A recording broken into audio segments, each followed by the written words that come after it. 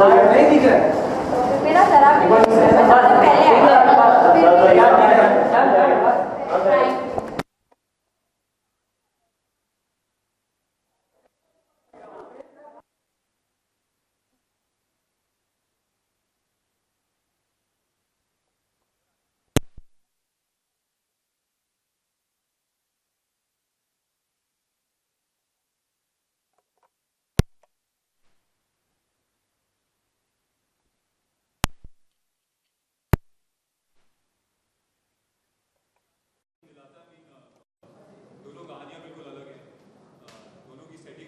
पहले दोनों कैरेक्टर्स बिल्कुल अलग है, लेकिन मैंने पहले भी कहा है कि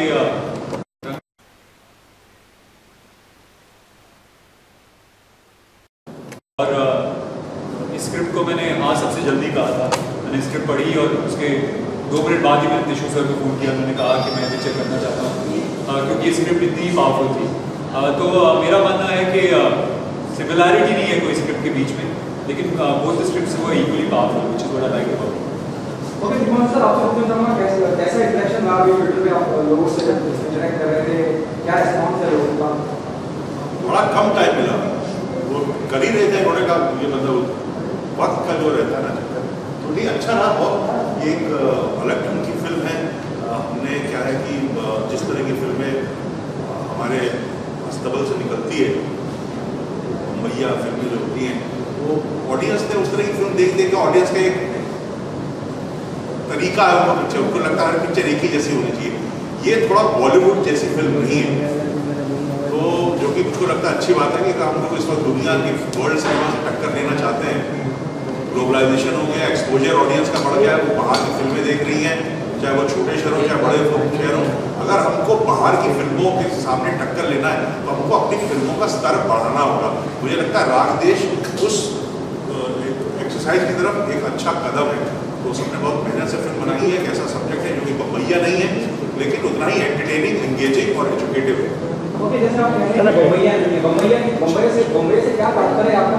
आयु आपने कमर्शियल एस्पेक्ट और जिस तरह के गाने और विजुम और काफी अच्छे लोग गानों से मुझे कोई दिक्कत नहीं है। गाने तो मैं चाहता हूँ फिल्मों में रहे। जिस दिन हिंदी सिनेमा में लिपसिंग गाने वैसे कम हो गए, मुझे बड़ा अफसोस है इस बात का।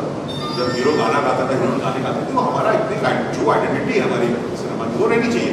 लेकिन जो खास तरीका है ना कि खास तरह का डायलॉग बोला जाएगा तो बैकग्राउंड म्यूजिक उसी तरह से आएगा, एक खास शॉट लगाया जाएगा तो जूते से फिर एंट्री होगी हीरो की, मोटरसाइकिल पे एंट्री होगी। ये जो खास जो हमारे क्या बोलूं उनको जो हमारे स्पाइसेस हैं ये फिल्म बनाने के, ये अब बड़े पुराने हो गए, अब नए मसालों की जरूरत है। ओके कुणाल, आपके किरदार के बारे में जानना है। जी हाँ, I play a character called Shahnawaz Khan, and for me Shahnawaz Khan really is one of the most fascinating characters I've ever played. I think Shahnawaz Khan की जो कॉन्फ्लिक्ट था वो कोई भी कैरेक्टर से ग्रेटर था, क्योंकि शाहनवाज खान की जो फैमिली है वो पूरी ब्रिटिश इंडियन आर्मी से थी। वो खुद ब्रिटिश इंडियन आर्मी में था। जब उन्होंने आईने ज्वाइन किया इंडियन नेशनल आर्मी, उनके 80 रिलेटिव्स अब भी ब्रिटिश इंडियन आर्मी में थे। तो उन्होंने इंडियन नेशनल आर्मी ये ज्वाइन करके ये सोचा होगा उस वक्त कि एक समय ऐसा आ सकता है जब मुझे अपने खुद के रिश्तेदारों के साथ के अगेंस्ट लड़ना पड़ेगा, अपने भाई के अगेंस्ट लड़ना पड़ेगा। ऐसा भी हो सकता है कि मुझे अपने भाई को मारना पड़ेगा। ये जानते हुए उन्होंने इंडियन नेशनल आर्मी ज्वाइन की। तो मेरे लिए बहुत ही पावरफुल कैरेक्टर है, और इस तरह का मुझे लगता है इतना पावरफुल कैरेक्टर मैंने कभी प्ले नहीं किया है।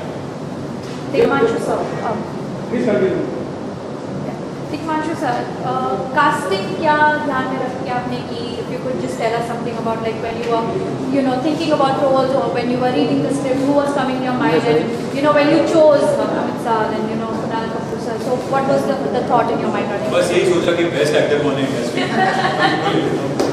हाँ जी, ये तो भाई कास्टिंग का ऐसा है कि मैं शायद हिंदुस्तान का गौरी ठाकुर और मुझे लगता है हिंदुस्तान बहुत पुराना कास्टिंग डायरेक्टर। मैंने अपना करियर कास्टिंग से करना शुरू किया, तो मैं कास्टिंग के बारे में कैसे होती है, क्यों करनी चाहिए, कितनी ज़रूरी है, इसकी तमीज़ है मेरे अंदर। तो जब ये फिल्म मैंने लिखी तो सबसे पहले मेरे ख्याल में आया कि भाई 1945, 43, 45 के बीच के दौरान की कहानी है ये। सेकेंड और दूसरा विश्व युद्ध, सेकेंड वर्ल्ड वॉर जब लड़ा जा रहा था, देश को जब तक आज़ादी मिली 47 में, तो मैंने अपने ग्रैंडफादर, अपने जो पुरानी तस्वीरें निकाली और दोस्तों के, मैंने कहा दिखाओ यार क्या। तो अगर हम अपने दादा दादी उस लोग की तस्वीरें देखें, आप सब देखें पुराने अपने घरों के एल्बम डाल करके जाके, तो आपको एक शराफत नजर आती है उनके चेहरे में। शरीफ लोग थे वो लोग, चेहरे से शरीफ दिखते थे।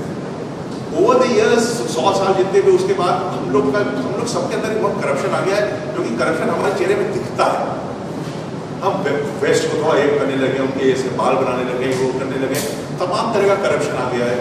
मेकअप का करप्शन है, वो पैसों का करप्शन है, वो तमाम तरह की ग्रीड का करप्शन है। तो अगर हम अपने पुराने एल्बम देखें तो मुझे 3 शरीफ लड़के चाहिए, और अगर बहुत ही सिंपल ढंग से, जिस तरह से मैंने तीनों को ब्रीफ किया था, मैंने कहा भाई Shahnawaz Khan, you are my Amitabh Bachchan, Amit Shah you are my Dharmendra, and Prem Sehgal you are my Shashi Kapoor. तो इन तीनों का कैरेक्टर भी वैसे ही है। ये थोड़े इंटेंस हैं शाहनवाज खान, और मौके पे बोलते हैं, जब बोलते हैं तो लोग सुनते हैं। अमित शाह का कैरेक्टर है वो थोड़ा बड़बड़िया किस्म का है, हाथ उड़ जाता है उसका, गुस्सा आ जाता है उसको, फाइटर है, और he is playing a Sikh.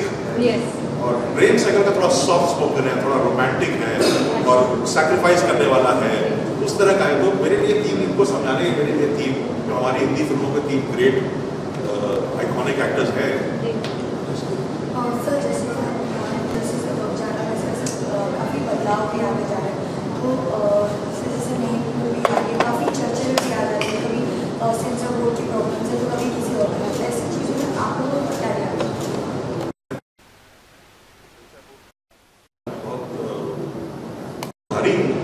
वो क्या है कि हम पिक्चर की मार्केटिंग खुद कर देते हैं, लोगों को पैसे कम खर्च करने पड़ते हैं आजकल, वो कंट्रोवर्सी खुद ही क्रिएट कर देते हैं, तो फिल्मों को इससे फायदा भी होता है। लेकिन एक बैलेंस होना चाहिए, मुझे लगता है सेंसरशिप जरूरी भी है। देश हमारा थोड़ा बाकी के मुल्कों से थोड़ा डिफरेंट देश है, बहुत सारी कम्युनिटीज़ हैं यहाँ, बहुत सारे रिलीजन हैं यहाँ पे, जो कि और किसी देश में है नहीं।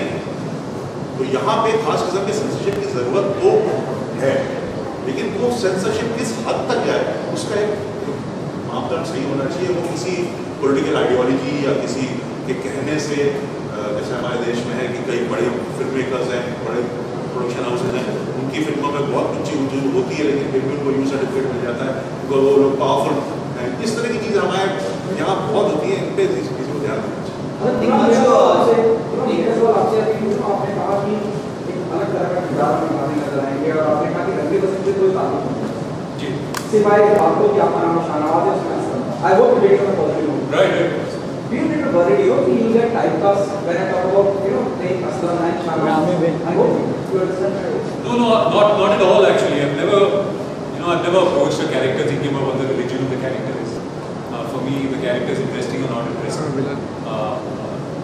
Religion is actually really secondary. It's about the character. So no, it's not something that's crossed my mind. In fact, not only Aslam and Shahnawaz, I've played a lot of Muslim characters. I was Ajan Achale, I was Imran did a film called Lamha, in which I played a character which was Muslim as well. मैं क्या है ना कि अगर आप पुराने ज़माने में देखें तो चेहरे पे किसी का रिलीजन लिखा नहीं होता। आजकल हमारे चेहरे पे हमारा रिलीजन दिखाई देता है सबके। तो पहले ऐसा होता नहीं था। शाहनवाज खान पंजाबी बोलता है, और आप कहाँ से पंजाबी बोलते लगेगा कि हिंदू एक मुसलमान है, बढ़िया खालिश पंजाबी बोल रहा है। ऐसे होते थे लोग। तो उसके कैरेक्टर में ये कैसे बदल जाएगा कि अगर मुस्लिम हो तो मैं डिफरेंट कैरेक्टर, हिंदू डिफरेंट, वो कैरेक्टर किन चीज़ों के साथ जूझ रहा है, उसकी परिस्थितियाँ क्या है, वो कैरेक्टर को बनाती है। आपसे why Kunal is Kunal Vishan? Because always there you had Kunal ही चाहिए, शाहनवाज के किरदार भी। मैं इसके साथ बहुत दिनों से काम करना भी चाह रहा था, मौका नहीं मिलता था। बहुत हम लोग एक दूसरे को काफ़ी सालों से जानते हैं, और तो मौका नहीं मिल पा रहा था। फिर जब ऐसी फिल्में बनाते हैं जिसके ऊपर आपका पूरा कंट्रोल होता है, आपके ऊपर कोई बैठा नहीं है कि इसको लेना है उसको लेना है, तो आप अपने मन की चीज़ करते ना यार, वही मैंने की। दिग्मंश जैसे कि आपने रिलेशन की बात की, तो मैं एक उसमें बताना चाहता हूँ कि जो कमल हसन साहब है, तमिल में उनका प्रोटेस्ट भी हो रहा है, उनके लिए ज़्यादा कॉन्ट्रोवर्सी भी हो रही है क्योंकि वो बिग बॉस में है। तो काफ़ी सारे ऐसे लोग सामने उभरते आ रहे हैं कि वो मुस्लिम हैं जो कि तमिल कल्चर को ये नहीं करते हैं, तो उस बारे में आपके क्या ख्याल हैं? कमल हसन साहब का जो बिग बॉस हो रहा है उसको डिटेल के बारे में मुझे पता नहीं, कैमरा लो। बड़ा है तो उसके बारे में कमेंट करना मेरे लिए मुझे पता ही नहीं होता क्या है। सर पिछले दिनों अमरनाथ में अटैक हुआ था टेररिस्ट, उस पर आप कुछ कहना चाहिए? क्या कहूँगा यार, दिल रोता है, कहना क्या है इसमें, बहुत गलत है, बहुत खराब है। जिन्होंने मारा उनसे बड़ा कायर कोई नहीं है, उनका कोई धर्म नहीं है जिन्होंने अमरनाथ यात्रियों पे गोली चलाई। क्या बोले, हमेशा रिलीजियस को भी टारगेट किया जाता है इस तरह का, और आपको लगता है कि जो अटैक हुए टेरर उनका कोई धर्म है? नहीं, बिल्कुल नहीं, क्योंकि मुझे मालूम है कि मुसलमानों का धर्म उनको ये करने के लिए नहीं करता जो वो लोग कर रहे हैं। वो उनको कोई बहुत गलत लोग उकसा रहे हैं इन्हीं और कानूनों से जुड़ा है। बहुत आपसे जानना चाहूँगा कि जो फिल्म का बेस होता है वो लोकेशन होता है, जो इम्पैक्ट पड़ता है वो लोकेशन के ऊपर ही पड़ता है। आर्मी आउटपोस्ट पर आपको कुछ लोकेशंस को लेकर कुछ दिक्कतें आई थी कि वहाँ पर परमिशन नहीं मिला था, क्योंकि रियल लोकेशन है वो इम्पैक्ट और बनाता है मूवी को। हाँ, रियल लोकेशन पैटर्न बनाता है। तो हर पिक्चर में मैं सेट्स में मुंबई में ज़्यादा काम करने से मतलब मैं रियल लोकेशन में काम करता हूँ। रियल लोकेशन क्या होती है, जब आप एक्टर को भी रियल लोकेशन लेके जाते हैं ना, वो एक कॉस्ट्यूम की तरह है। अगर आपको पुलिस वाले का रोल करना है या आर्मी वाले का रोल करना है या वकील का रोल करना है या डॉक्टर का रोल करना है, जहाँ आपने कॉस्ट्यूम पहनी, आप एक्टर अपने आपको चेहरे देखता है, उसको लगता है कि हाँ मैं आधा डॉक्टर को हो गया, आधा एक्टिंग से करूँगा। तो लोकेशन भी वही काम करता है। जब आप रियल लोकेशन में किसी को एक्टर को खड़ा करते हो तो उसकी आधी चीज़ें उसको सुविधा बहुत मिल जाती है, बजाय नकली सेट। तो ये तो बहुत अच्छी बात होती है कि रियल लोकेशन कुछ कॉमिशंस की भी दिक्कतें आई थी हमको इस फिल्म में, बिकॉज आर्मी वाली फिल्म है और बहुत ज़्यादा इसमें बैटल सीक्वेंसेस भी हैं सेकेंड वर्ल्ड वॉर के, तो नेचुरली विदाउट आर्मी असिस्ट तो करना मुश्किल था। लेकिन उस वक्त देश में हालात कुछ ऐसे हो गए कि आर्मी वाले हमको परमिशन, हालांकि उन्होंने हमेशा दी है, जैसे मैंने 5 सिंह तोमर भी की थी तो आर्मी परमिशन मिल गई, तो आर्मी की अगर आपको परमिशन मिल जाए तो इतनी आपको सुविधा हो जाती है कि वो लोग सब खुद करते हैं। आप असिस्टेंट डायरेक्टर भी कुर्सी पर बैठे रहते हैं, जब आर्मी की आपको मदद रहती है ना शूटिंग में, बहुत आपको सुविधा हो जाती है। देश में हालात कुछ ऐसे थे कि हमको आर्मी परमिशन नहीं मिली, लेकिन हमारी डेट्स थी, सब कुछ बुकिंग हो सकती थी, तो हमने फिर भी गए और हमारे साथ आर्मी के कुछ लोग थे, राज रावत हैं, उन्होंने एक्स आर्मी है, तो उनको क्या सही है क्या गलत है, टोपी कैसे पहननी है, कोर्ट मार्शल कैसे होता है, मार्च पास कैसे करते हैं, पूरा प्रोटोकॉल है आर्मी का, तो उससे हम लोग को अवगत कराया और देखा, हर सीट के वक्त रहते थे और कर दिया।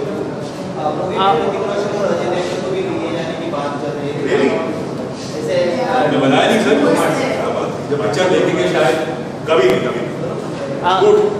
सर आपसे जानना चाहूँगा, हाल ही में सलमान खान ने डिस्ट्रीब्यूटर के 50 करोड़ लॉसेस जो हुआ था।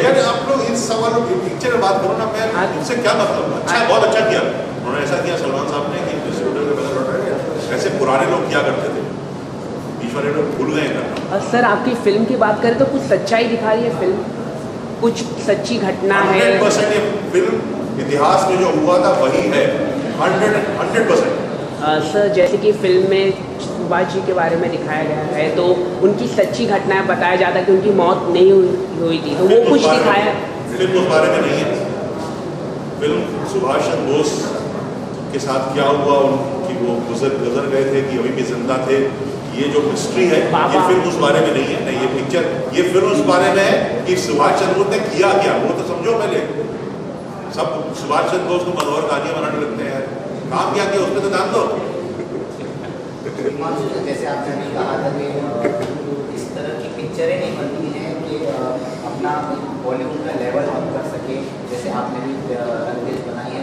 आप बॉलीवुड में ऐसे कौन से डायरेक्टर को मानते हैं केपेबल जो इस तरह की पिक्चर या बॉलीवुड का लेवल अप कर सके? ये पूरी जो मतलब मेरे साथ मेरे जो कंटेम्प्रेरी डायरेक्टर थे वो सब ऐसे हैं, जो हम लोग बाहर से मुंबई के बाहर से आए हुए डायरेक्टर थे ना, वो सब यही काम कर रहे हैं, चाहे अनुराग बसु हो, चाहे अनुराग कश्यप हो, चाहे दिवाकर बैनर्जी हो, श्रीराम राघवन हो, मैं हूँ, चाहे इम्तियाज अली है, ये सुजीत सरकार है, सुजॉय है, ये सब लोग एक नया काम कर रहे हैं, जो उनके सिनेमा पिक्चर बनाते हैं बहुत फ्रेश लगती है, फिर नई कहानी है, नई अंदाज कहानी कहने का नया है उनका।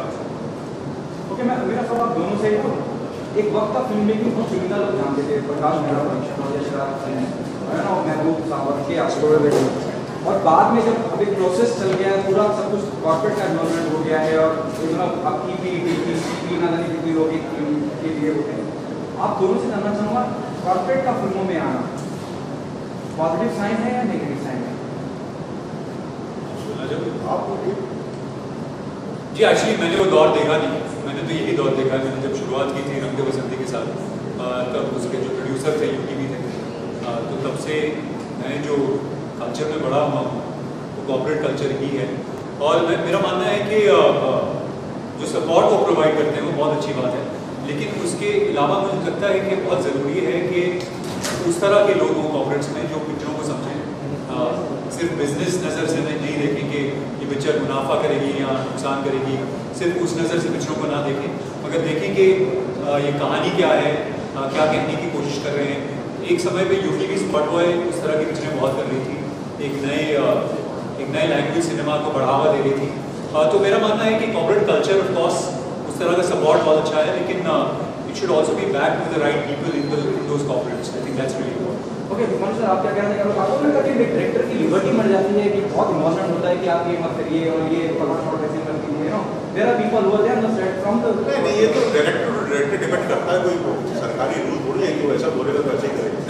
तो कॉर्पोरेट वाले भी जानते हैं कि इस डायरेक्टर के साथ कैसे बिहेव करना है, तो ऐसा तो नहीं है। दोनों में की नेगेटिव पॉजिटिव अगर आप स्टैटिस्टिक्स उठा के देखें तो कॉर्पोरेट्स के आने के पहले हमारी फिल्म का सक्सेस रेशियो वॉज बेटर। जब से वो लोग आए हमारा सक्सेस 250 पिक्चर बनती है जिसमें 10 हिट होती है यार, जिसमें 3-4 जो है बड़ी हिट होती है, बाकी 5-6 हिट, बाकी सब तो फ्लॉप ही होती है ना। अगर आप 1975 में Sholay was the biggest hit, 1975 और भी कम से कम 10 पिक्चरें थी जो बहुत बड़ी हिट हुई थी। तो आप आंकड़े देख लीजिए। कॉर्पोरेट से आने से एक अच्छी चीज़ ये कि उन्होंने थोड़ा सा जो अलग किस्म का सिनेमा है उनको सपोर्ट दिया है। तो छोटी फिल्में जो अच्छी नए टेक्नीशियन को काम मिला है, तो कम से कम वो टैलेंट को उन्होंने नर्चर किया, ये पॉजिटिव साइड है। बाकी कोई जहाज बेच रहा था, कोई साबुन बेच रहा था, वो आके यहाँ पे कॉर्पोरेट करके फिल्म बेच रहा है, उसकी कहाँ समझ में आएगा? सिनेमा के लिए प्यार नहीं होंगे। Thank you.